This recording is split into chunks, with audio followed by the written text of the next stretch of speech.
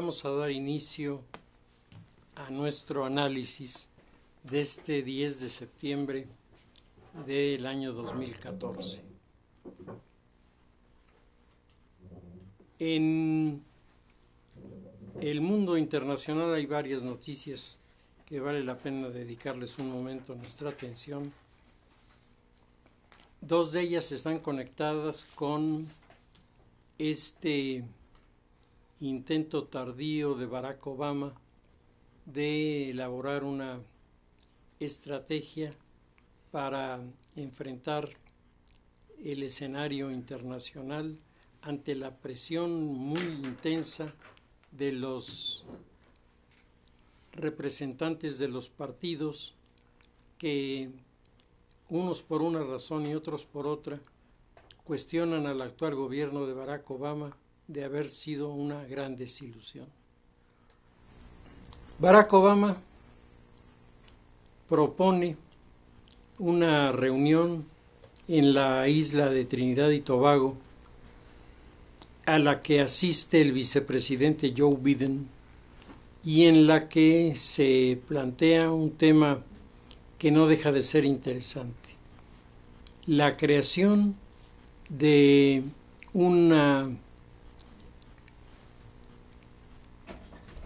un grupo económico cuyo propósito será hacer funcionar en el Caribe la creación de una industria petrolera ajena a Cuba, ajena a Venezuela, basada en los recursos que tiene la región y desde luego con un financiamiento para abrir lo que sería la cuenca del Caribe en el área del petróleo. El tema es un tema interesante porque nos plantea no solamente un instrumento de desarrollo en el área de la economía, es decir, no solamente se trata de que el petróleo que hay en la zona pueda ser utilizado, pueda ser procesado y pueda ser vendido en la misma área con grandes ventajas por el precio a los habitantes de esta región, sino que, como cualquiera que conozca un poco de geopolítica inmediatamente entendería, esta agencia trabajaría fundamentalmente para quitarle peso y quitarle importancia a la alianza entre Fidel Castro y Hugo Chávez, en la que Hugo Chávez estuvo de acuerdo en proporcionar cantidades importantes de petróleo a Cuba, a Nicaragua, y la idea era un poco como lo están proponiendo hoy los norteamericanos, hacer que toda el área, comenzando por Granada, se convirtieran en países favorecidos por estas inversiones. El Petrocaribe, que es el proyecto que está proponiendo Joe Biden, es una alternativa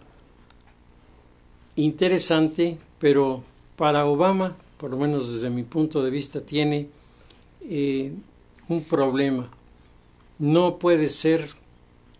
valorada, no puede ser evaluada, no puede ser reconocida a corto plazo. Es decir, de aquí al año próximo no le dará tiempo para que Petrocaribe comience a funcionar. Es un proyecto de mediano y largo plazo. El sucesor de Barack Obama, sea de su partido o sea de los republicanos, sin duda encontrará el escenario ya montado para poder dar los grandes pasos que hacen falta. Pero curiosamente, este tipo de medidas que se pudieron haber intentado mucho antes y pudieron haber dado grandes beneficios a todos, pues o no se les ocurrieron o se desplazaron de la agenda norteamericana, que consideraba más importantes, más prioritarios algunos otros asuntos. Junto con esta propuesta de crear el Petrocaribe, el presidente Barack Obama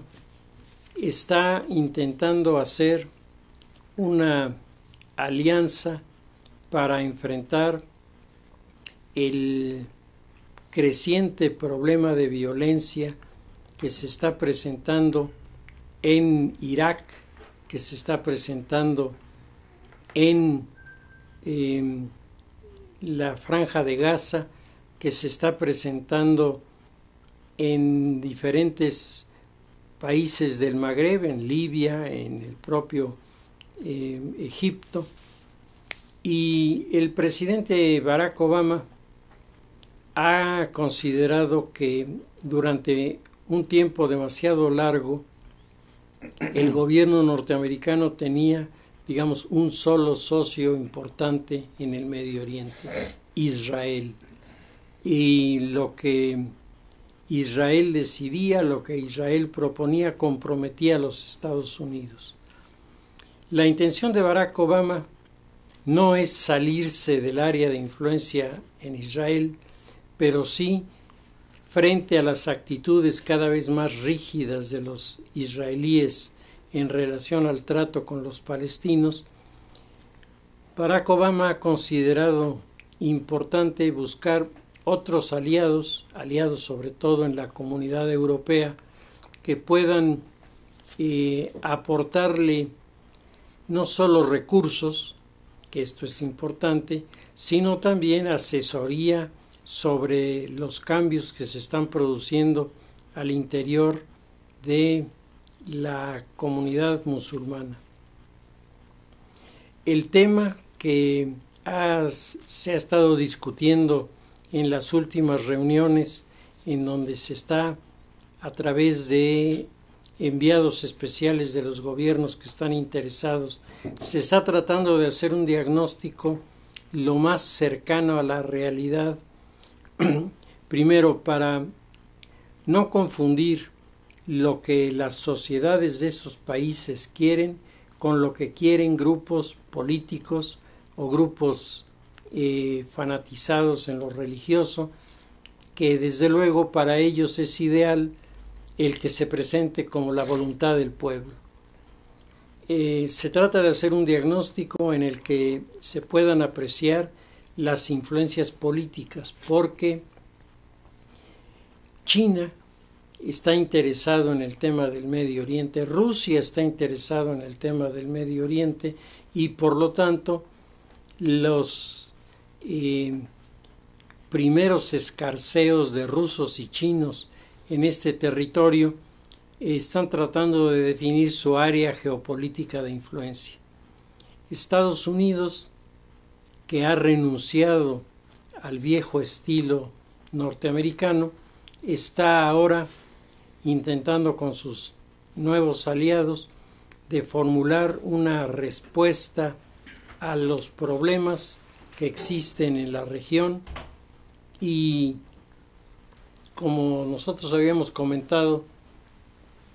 se considera que el tema más delicado, el tema que verdaderamente tiene preocupados a todos, es la aparición del califato, porque todos entienden el proyecto político religioso de un califato y a dónde puede llevar este. Los norteamericanos han estado buscando un acercamiento con los turcos en este sentido, porque Turquía es el primer país que ha contestado al desafío de la fundación del califato con argumentos en el sentido de que los califatos no se inventan, los califatos son parte de una herencia cultural de los pueblos islámicos, y que no cualquiera puede levantar la mano y decir a mí me toca. Entonces los turcos lo hacen pues porque tienen en la mera frontera a Irak, y en el caso de que se aceptara un califato como el que se está proponiendo por el grupo yihadista, esto influiría en la conducta de grupos importantes que están al interior del territorio turco. Barack Obama está tratando de acercarse a los turcos, tratando de acercarse a los europeos, formar un bloque, y a través de este bloque Barack Obama está proponiendo que el primer propósito de esta alianza sería el rescatar a los perseguidos por los yihadistas en Irak, que se encuentran en condiciones, habíamos dicho, verdaderamente deplorables. Abandonadas las ciudades donde vivían, refugiados en las montañas, permanentemente perseguidos y diezmados por los grupos yihadistas. Estos núcleos sociales sin duda son los más vulnerables en el momento presente, y ante la insistencia de la Organización de las Naciones Unidas en el sentido de no crear situaciones que deriven en enfrentamientos armados, las alianzas diplomáticas que en este momento está formando Estados Unidos sin duda son alianzas que pueden, si aportan los recursos en todos sentidos, los recursos económicos, los recursos diplomáticos, los recursos políticos y hasta los recursos militares, si aportan todos. Barack Obama señala que antes de que termine su mandato, él podrá decirle a la comunidad norteamericana que se ha terminado esta zozobra que están generando los grupos yihadistas en el área. Al mismo tiempo, Barack Obama está intentando encontrar una fórmula de salida para el conflicto creado por Putin en Ucrania. Si ustedes revisan la prensa nacional y revisan los noticieros internacionales, CNN, CBS, ustedes verán que el tema de Ucrania ha descendido en notas, ha descendido en importancia a partir del momento en el que el primer ministro de Ucrania y el primer ministro de Rusia se reunieron, los dos se reunieron y delinearon una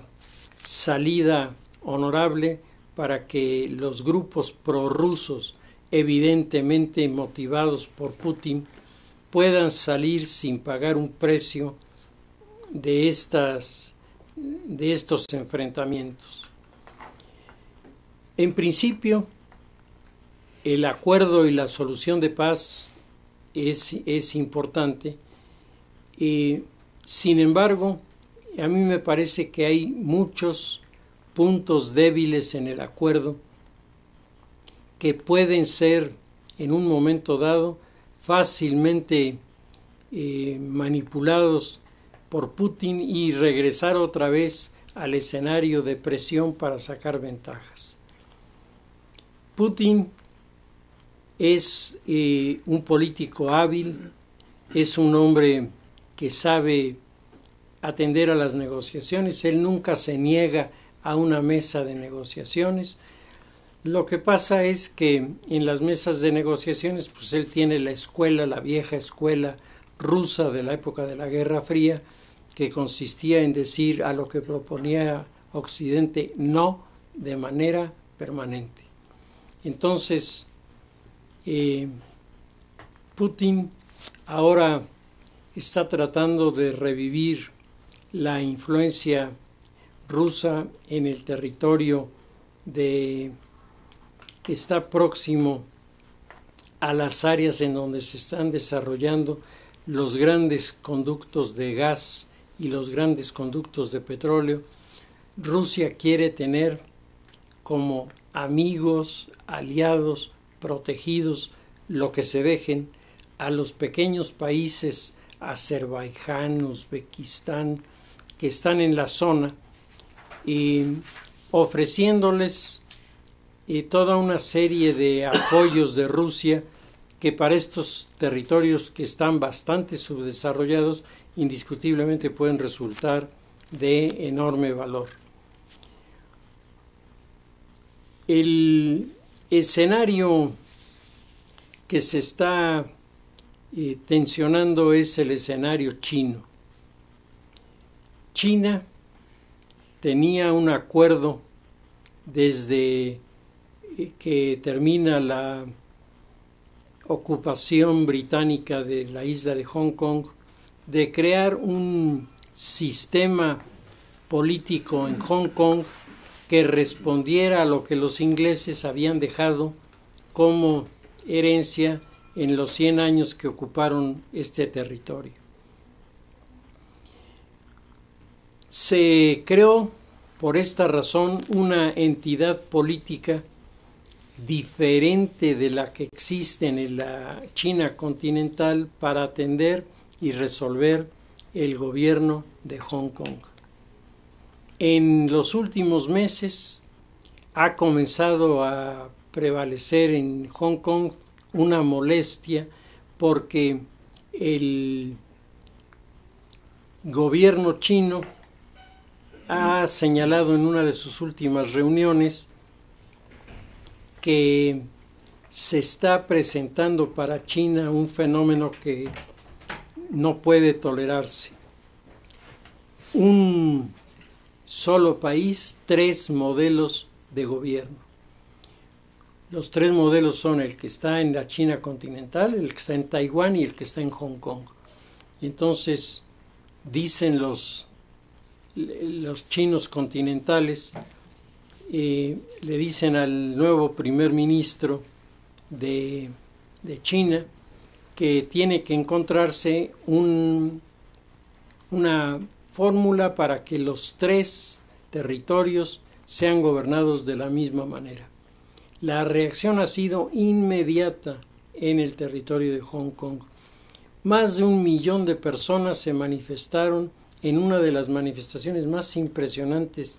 de Hong Kong, yo creo que de toda su historia, en donde los habitantes de estos territorios se niegan a aceptar la autoridad del Partido Comunista y han estado repartiendo por miles volantes en donde está el texto firmado por China en el momento de la entrega de Hong Kong, en donde se establecía este compromiso. Por otro lado, en Taiwán ha habido una manifestación, ahí es curioso, la manifestación es a favor de la China continental. Hay un bloque dentro del cual se incluyen algunos de los dirigentes del partido del Kuomintang, que ha sido el partido político en el poder en China desde finales de los años 30 hasta la fecha.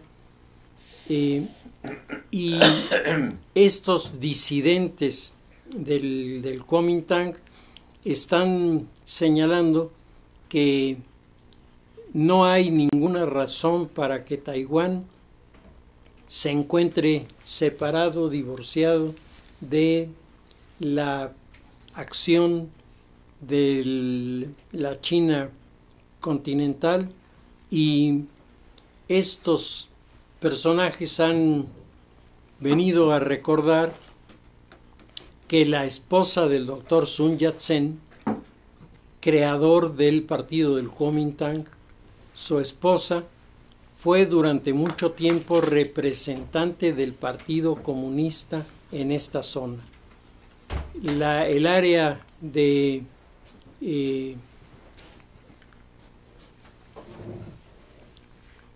el área de Hong Kong, el área de Taiwán y el área de la China continental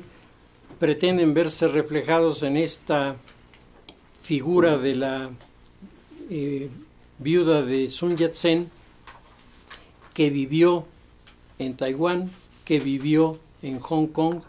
que vivió en Londres un tiempo y regresó otra vez.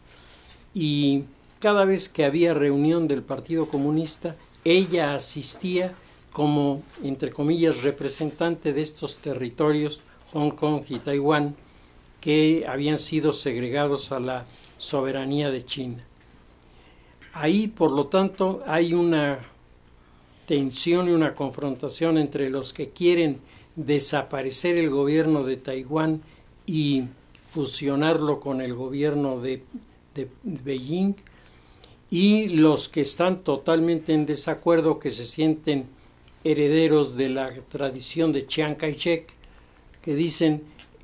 el gobierno de Chiang, que fue gobierno del Kuomintang, es un gobierno que en ningún momento aceptó los lineamientos del marxismo, y en este momento sería una insensatez que un territorio como Taiwán, que ha evolucionado de manera tan positiva en el área económica, de repente se uniera a China, porque esto sería en detrimento de Taiwán y desde luego en beneficio de la China continental.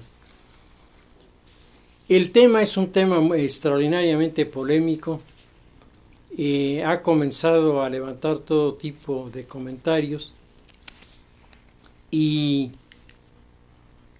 una de las reacciones interesantes es la reacción japonesa. Japón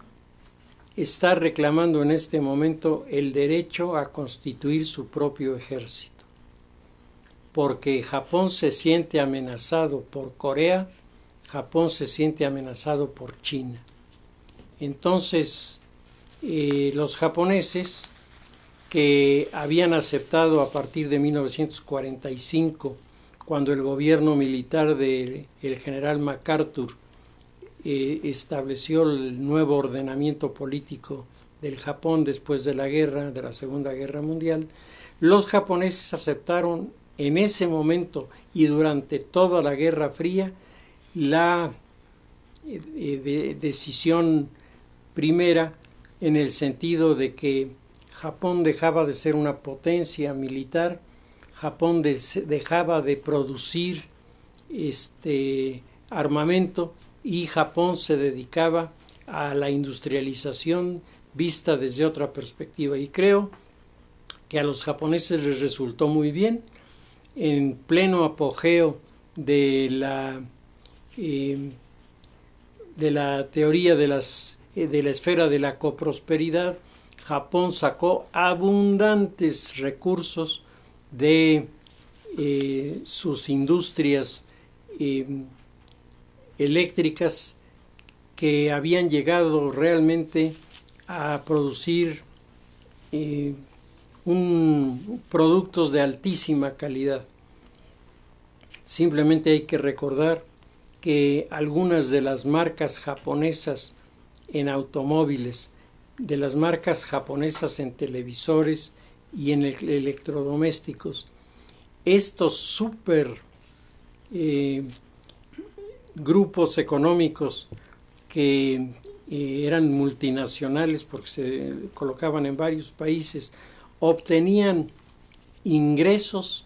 obtenían recursos, cada una de estas industrias 3 o 4 veces más elevados de los ingresos que tenían, por ejemplo, los países centroamericanos o los países caribeños. Es decir, la capacidad de estas corporativos para generar riqueza, generar empleo, generar inversión, fue extraordinaria. Japón, sin haber perdido estas características, hoy ha tenido como una especie de un bache que ha sido político. el problema del Japón fue que el Partido Liberal que había gobernado durante todos estos años se cayó del poder, y a partir de ese momento comenzaron los problemas. Hoy Japón reclama a la comunidad internacional el estar, dice, absolutamente vulnerable frente a lo que le hagan los coreanos o los chinos, porque no tiene con qué defenderse. Mientras China estrena este gigantesco portaaviones del que hablábamos en alguno de nuestros análisis anteriores, Japón no tiene más que una pequeña flota de guardacostas cuyo propósito es apoyar a los pescadores japoneses permanentemente hostilizados por las patrullas de los coreanos del norte, de Vietnam y de China. De hecho, en la Corte Internacional de La Haya en este momento está una demanda y una contrademanda de los chinos contra los vietnamitas por la posesión de islas que, claro, son islas pequeñitas, pero son geoestratégicas. El que domine estos territorios, evidentemente con una pequeña base aérea en estas islas, pueden ejercer una influencia militar sobre territorios muy amplios. Los japoneses dicen: nosotros estamos, las islas Ryukyu, que son uno de los territorios disputados desde antes de que terminara la Segunda Guerra Mundial. Ya Japón y Rusia andaban a los manazos por el control de estas islas. Entonces los japoneses dicen: tenemos a los rusos, tenemos a los coreanos del norte, tenemos a los chinos y tenemos a los vietnamitas, todos en contra nuestra, y nosotros tenemos 5 barquitos chiquitos para proteger nada más a nuestros pescadores. Esto no es justo. Japón necesita regresar, y los japoneses están proponiendo la construcción cuando menos de 2 grandes portaaviones que serían los factores de interlocución con las otras potencias. Vietnam no tiene portaaviones, Rusia no tiene portaaviones, Rusia tiene portahelicópteros, unos portahelicópteros muy, muy grandes, pero no tiene portaaviones. Y desde el punto de vista de estas maniobras internacionales, pues el portaaviones ha resultado hasta el momento presente una embarcación con resultados muy interesantes. El escenario mundial finalmente presenta la información en las últimas semanas de los atentados en Chile, que me parece que este es otro elemento que nos habla de este escenario cada vez más y más cambiante, cada vez más rápido en sus transformaciones. En Chile gobierna hay un gobierno socialista. Chile no tiene un gobierno capitalista, tiene un gobierno socialista. Tiene un gobierno que además está reconociendo muchos de los derechos de los partidos y de los grupos políticos que existieron en la época de Allende, es decir, está conciliándose con la izquierda. La actual dirigencia de Chile está aliada con el Partido Comunista, es decir, la relación izquierda-centro que ha querido presentar Michelle Bachelet se da con un tinte fuertemente de izquierda. Sin embargo, los problemas no son con los comunistas, no son con los socialistas, no son tampoco con la derecha que estuviera teniendo un desacuerdo, son con los anarquistas. El anarquismo desplazó a Camila Vallejo, si ustedes recuerdan, esta chica que vino a dar aquí unas pláticas a la UAP y otras pláticas a la UAM Xochimilco en la Ciudad de México, y ella ya hablaba en sus conferencias de las desavenencias entre los grupos radicales y el Partido Comunista en Chile. Este fenómeno ha aumentado en intensidad en Chile y ahora en los últimos días nos encontramos con la denuncia de 2 atentados llevados a cabo por estos grupos anarquistas en zonas altamente transitadas que han dejado afortunadamente solamente algunos heridos. Sin embargo, la Secretaría de Relaciones Exteriores de Chile ha dado a conocer un documento en el que habla de que en el último año ha habido aproximadamente entre 60 y 70 acciones violentas provocadas por este grupo anarquista. ¿Y a dónde va el anarquismo en Chile? Resulta un poco difícil de señalar porque el anarquismo no es un partido político con una presencia en el territorio. No es tampoco una fuerza organizada como lo fue en los años 30 del siglo XX, cuando la Federación Anarquista Internacional, la FAI, le daba soporte a muchas de estas situaciones. Hoy pareciera estarse viviendo una especie de insensatez cuando un grupo pequeño, integrado por gente muy radical y muy decidida, pone en jaque a todo un país porque a ese pequeño grupo se le ocurre que no está bien lo que el gobierno chileno está realizando en el tema educación. El punto de choque de los anarquistas en Chile es el tema de la educación. Fenómeno que yo creo que vale la pena ver hasta dónde está influyendo en ciertos grupos de la coordinadora en nuestro país, que han convertido el tema del rechazo a la reforma educativa en la excusa para todo tipo de actitudes violentas. Pues el escenario internacional, decíamos, no es un escenario tranquilo, es un escenario muy, muy inquieto. Habrá que ver qué resultados se dan en las próximas semanas sobre estos núcleos de tensión geopolítica que nos hacen recordar los principios de la Segunda Guerra Mundial. Por lo que se refiere al escenario de nuestro país, al escenario de México, yo creo que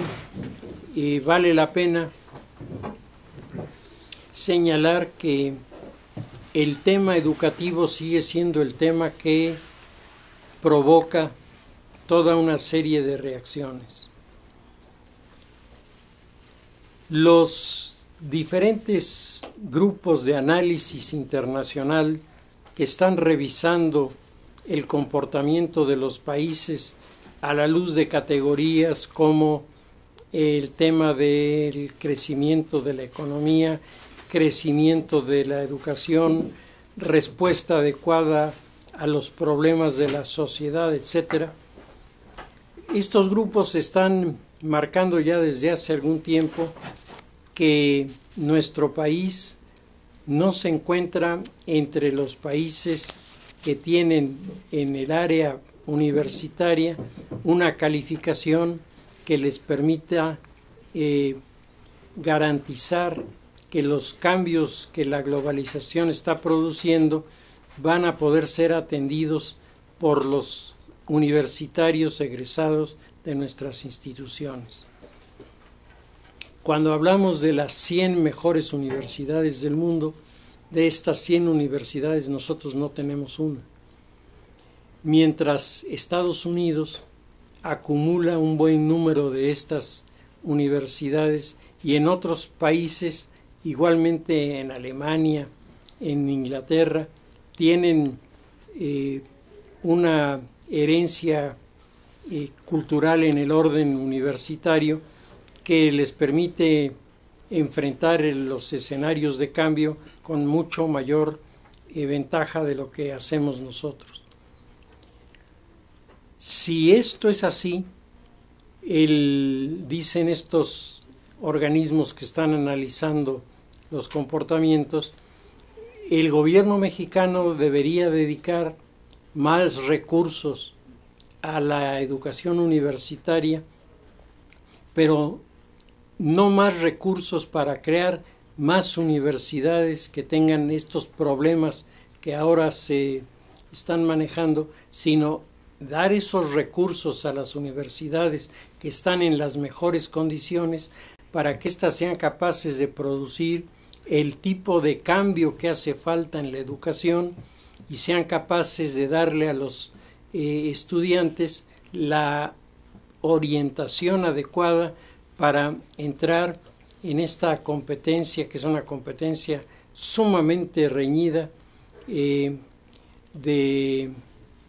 la industrialización y de la comercialización en el periodo de la posmodernidad. Esto supone que la educación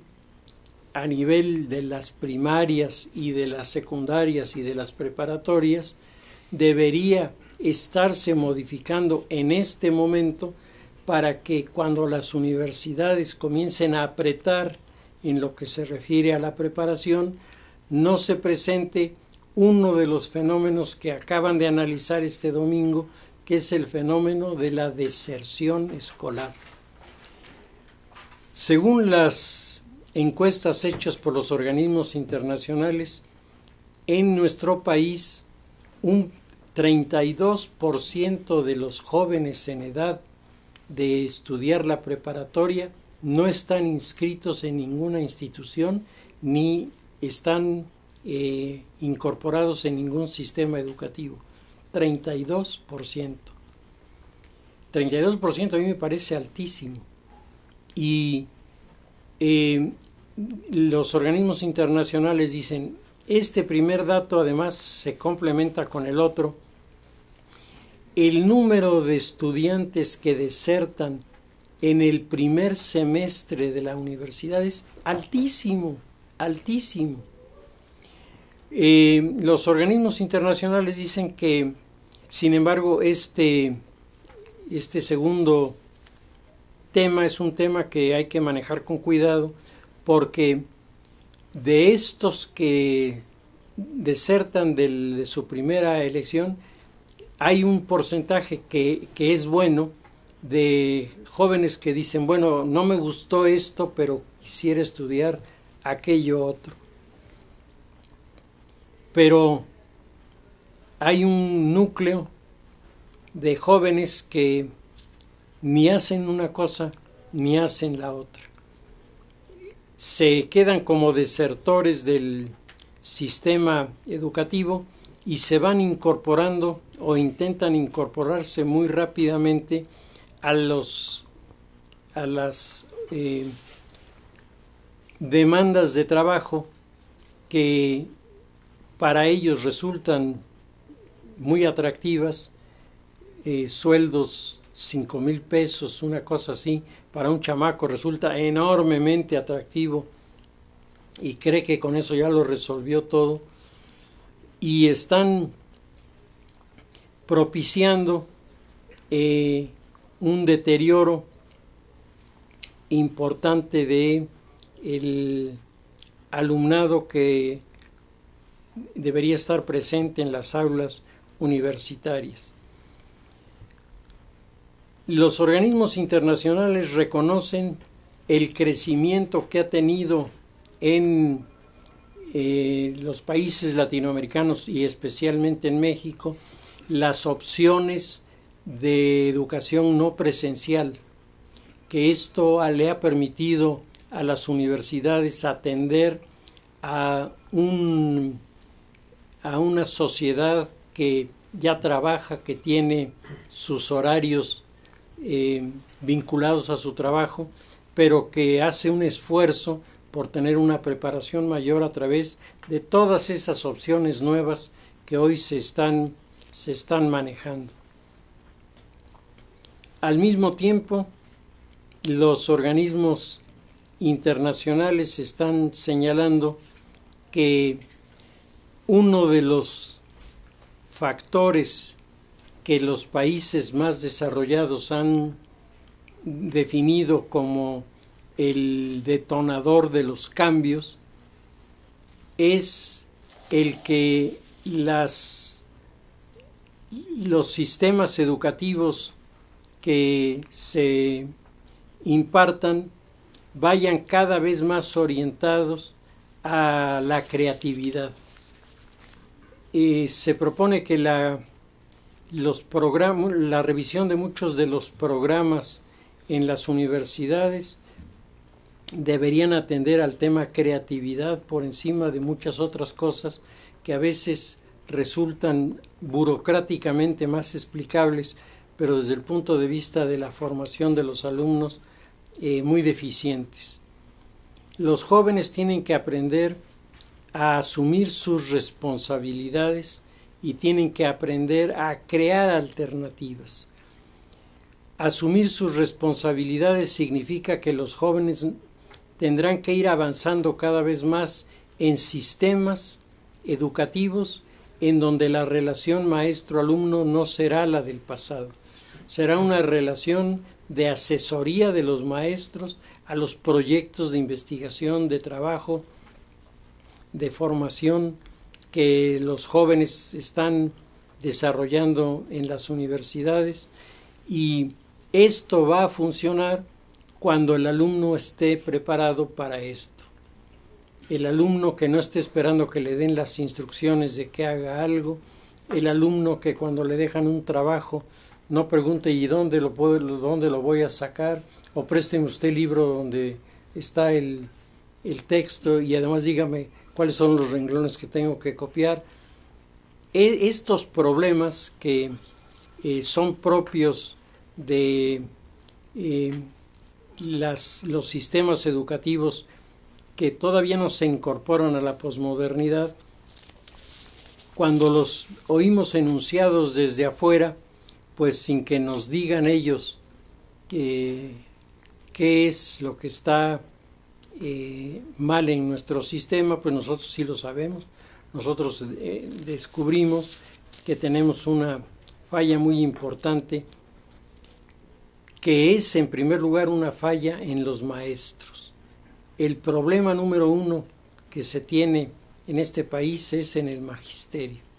porque es el magisterio el que se está negando en varios estados a aceptar los sistemas de evaluación, los cursos de actualización, etcétera, porque consideran que esto no tiene algún valor. Estaba leyendo en el periódico Reforma de ayer o de antier una nota sobre el tema de las plazas heredadas, y a mí me asombró que el periodista que hace la nota está diciendo que el periodista entrevistó a un número de maestros de diferentes estados con el tema de cómo podemos resolver el problema de la herencia de las plazas. Y en un porcentaje altísimo la respuesta es: se resuelve dejando las plazas para heredar. Es decir, no me digan que quite yo ese problema, porque ese problema yo no lo voy a quitar. Y dice que algunos de los líderes francamente no querían ni tocar el tema porque dijeron, si toco el tema, quién sabe cómo me vaya. La gente está terriblemente molesta por las versiones de que desaparecerán las plazas heredadas y que, por lo tanto, los educadores recibirán la plaza que ameriten tener con los resultados de sus evaluaciones. La coordinadora, el fin de semana pasado, acaba de enviar un mensaje a la Secretaría de Educación anunciándole que la coordinadora, hasta donde alcance su influencia en los sistemas educativos de Oaxaca, anuncia que no aceptará ninguna de las iniciativas que supongan romper el antiguo orden que tenían. Ramiro Álvarez Retana, coordinador del Servicio Profesional de Docente, entrevistado por Sonia del Valle en el del periódico Reforma, le dice a la persona que le está entrevistando que persiste resistencia por controlar las plazas. Es decir, la respuesta de los maestros a una plaza cada quien y además la plaza se la ganan es punto menos que inaceptable. Al mismo tiempo, la coordinadora en Oaxaca dice la nota: maestros de la sección 22 de la coordinadora bloquearon este lunes comercios en demandas de un estado de excepción para Oaxaca en materia educativa. Es decir, si lo quieren poner en todos los demás, póngalo en todos los demás. Oaxaca va a ser la excepción. Oaxaca es, desde el punto de vista social, uno de los territorios más importantes en lo que se refiere a los proyectos educativos, porque tenemos entre Oaxaca y Puebla la mayor variedad de etnias que existen en el país. Nuestro estado y el estado de Oaxaca son dos de los estados que presentan este arcoíris de culturas que hacen tan complicado el sistema educativo. En algunas de las zonas de la sierra de nuestro estado, incluso hay gente que no habla castellano, pero habla popolaca, habla totonaca, habla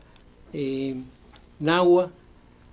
es decir, no son personas incultas, son personas que tienen una cultura que refleja estas variedades que se presentan.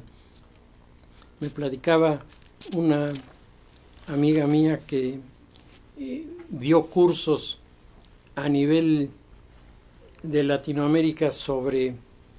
cuestiones de promoción de